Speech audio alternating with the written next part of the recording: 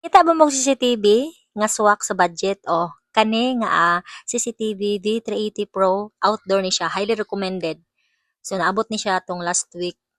Dayon karon pa nako na open o gabi pa namo nataod. Gipataod nako. So 3 lens camera na ni siya dayon imuhang makontrol sa imong mobile phone basta mag-install lang ka og V380 Pro nga apps.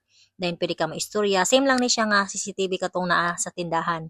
Balikan ni siya is outdoor lang ni siya nga CCTV. So tulo na siya. So balikan nang nasa tunga muna ang magtuyok. Magtuyok po na sila tanan. Dayon imo na lang ikuan i-plaster kung asa nimo pwede ay kung asa nga angle gusto nimo makita na di pwede po nimo maistorya same lang katong ako ang gipost sa CCTV sa tindahan bali ano lang ni siya panggawas dayon kanang iyang duha ka red nga nasa kuan ulo-ulo ay nasa tubang sa gawas muna yung microphone dayon nana siya appeal SD card.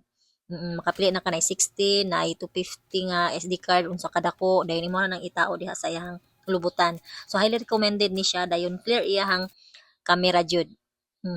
Proven and tested. Nindot siya mo nang sakto and swak ra pud sa budget ninyo. Oh, dahil mo taod na din na siya light, inyo na nang ano na siya, motion na siya. Oh, mo ni ang panggabi nga kuha niya. Istorya pa nimo diyan ha. Clear jud siya no.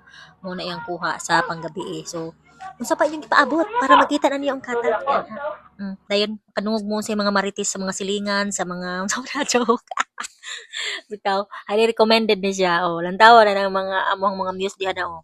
Kita na bisan paglangaw ang mga mosquito nis, makita ninyo diyan ha. Sa ang sulok ng mga paligid, makita niyo mga mosquito nis. Mo po ni ang kuha sa daytime. Buntag sayo, udto, gabi yung sa panadihan na and that's all. Thank you. Bye-bye. Order na mo para daghan na ta. Bye.